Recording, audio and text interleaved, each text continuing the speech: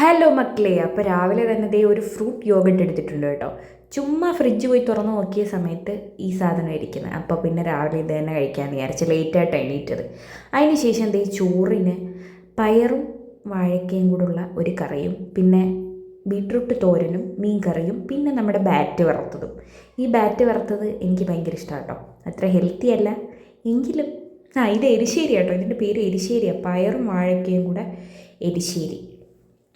കഴിഞ്ഞ ദിവസം ഒരു ആൻറ്റി അമ്മയ്ക്ക് ഇതിൻ്റെ റെസിപ്പി പറഞ്ഞു കൊടുത്തു. അതിന് ശേഷം ഇപ്പം സാധാരണ നമ്മൾ മത്തങ്ങയും പയറും കൂടി ഇട്ടിട്ടല്ലേ എരിശ്ശേരി വെക്കുന്നത്. ഇത് വാഴയ്ക്ക, വീട്ടിൽ വാഴയ്ക്ക ഇപ്പോൾ സുലഭമായിട്ടുണ്ട്. അപ്പോൾ പിന്നെ വാഴയ്ക്കയും പയറും വെച്ചുള്ള എരിശ്ശേരിയാണ് ഇത്. അത്രയാണ്. പിന്നെ ഇന്നും നമ്മൾ പതിവ് പോലെ മോമോ വാങ്ങിച്ചിരിക്കുന്നു. ഷേസ്വാൻ മോമോ തന്നെയാണ് വാങ്ങിച്ചിരിക്കുന്നത്.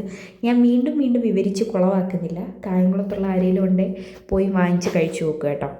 അതിന് ശേഷം ഈ ചോറ് സെയിം എന്തായിരുന്നു കറി, പയർ കറി, പിന്നെന്താ നല്ല വറുത്തരച്ച് വെച്ച മീൻകറി ഉണ്ടായിരുന്നു കേട്ടോ. മങ്കട തിരുവനന്തപുരത്ത് ഇതിനെ വങ്കട എന്ന് പറയും. ഞങ്ങളുടെ ഇവിടെ മങ്കട എന്നാട്ടോ പറയുന്നത്. അപ്പോൾ അതിൻ്റെ കറിയൊക്കെ ഉണ്ടായിരുന്നു. എരിശ്ശേരിയും മങ്കടക്കറിയൊക്കെ കൂട്ടിയാണ് രാത്രി കഴിച്ചത്. അതും വറുത്തരച്ച് വെച്ചത്. പിന്നെ നമ്മുടെ ബീട്രൂട്ട് തോരനും ഉണ്ട് കേട്ടോ. അത് ഞാൻ എടുക്കാൻ മറന്നപ്പോൾ അമ്മ രണ്ടാമത് കൊണ്ട് തന്നെയാണേ. അപ്പോൾ അത്രയേ ഉള്ളൂ. ബായ്.